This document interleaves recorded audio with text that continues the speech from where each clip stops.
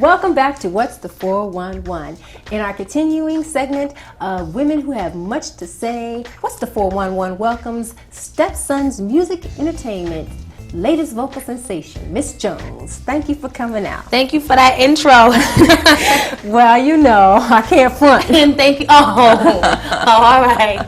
Thanks for coming out. Now, you are their first female vocalist. Yes, I am. All right. Well, since you're new and this is your first debut album project that's coming out, tell our viewers a little bit about yourself. I read some stuff, but tell them a little bit about yourself. Like where you're from. I'm from Queens.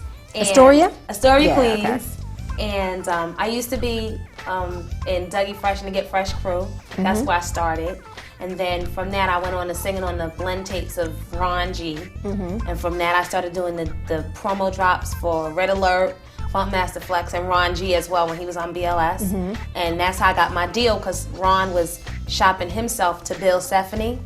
And Bill heard my voice on the tape and wanted me to come in for a meeting. And Doug and I went in, and Dougie Fresh? Dougie Fresh. Your best friend? Doug, my best friend. Okay. Now, how did you meet this best friend? It was an interesting story. You know, for those of you who like to shop, you will want to pay attention. Tell our viewers about I this. was uptown one day shopping, and I had a friend of mine, T-Spunk, with me. And he's always talking about how he knows everybody in the business. So he had just finished talking about how he knew Dougie, and Dougie came out of a shoe store. But did you believe him, though, when he was telling you? And I still don't. But that day he showed and proved, because when Dougie came out the store, he went over to him and got Dougie to come over. And I told Dougie I wanted to sing for him, so he was like, go ahead and sing. I started singing this song just off the top of my head, and Doug liked it, and he had been thinking about doing that song as a remake on his album. And I didn't know this, so when he heard me sing, he asked for my number, and I, of course, didn't think he'd call, because you hear that all the time. The next week, girl, his management called. And there it is. That was it. Well, one of the things just in reading about you that I found interesting, I know that you're not gimmicky, you know, you're just real. And I think, I wonder if a lot of your background has an influence, because you have a life, you had a life. Now, you went to school, you're brilliant. I mean, I heard you graduated with honors. I don't know, you want to tell our viewers about that and how important education was? You know? Well, my mom and father were always really, really heavy into the education. And I had two older sisters that they went, you know, to college as well. So it was something that I just had no way of getting around. And even though I wanted to get out of high school and go on auditions, my mother wasn't having it. So she told me we could compromise. If I went to college, she let me major in music. And I'm glad I did, because... So how's that helped you in terms of your new career, your new recording career?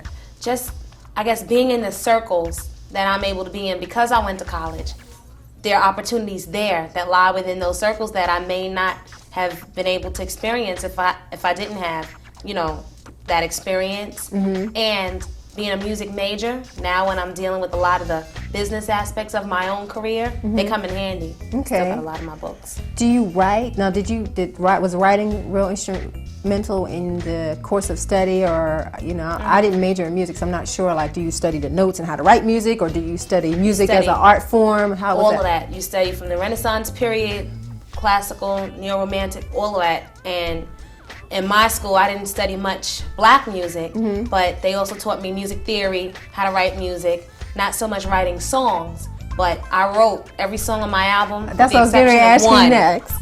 Okay. I wrote everything, and I just got into that. You know, that's something that Dougie always pushed me to do. That's really important, especially when it comes to getting the most, when you're talking about publishing. Of course. That money that can come in on that way as well. It's really important. That you want to see as much of that dollar as you can. I heard that. And I also like, if you write your own music, to me, it will be easier when I do shows to be able to perform something that I was actually feeling at one time in my life. Well, speaking of feeling at one time in your life, we're going to talk about this. She goes. Debut single of yours entitled "Don't Front." Now, was that a cut that you wrote? That was a cut that was brought to me. It was already written. The hook was already written, but you could relate.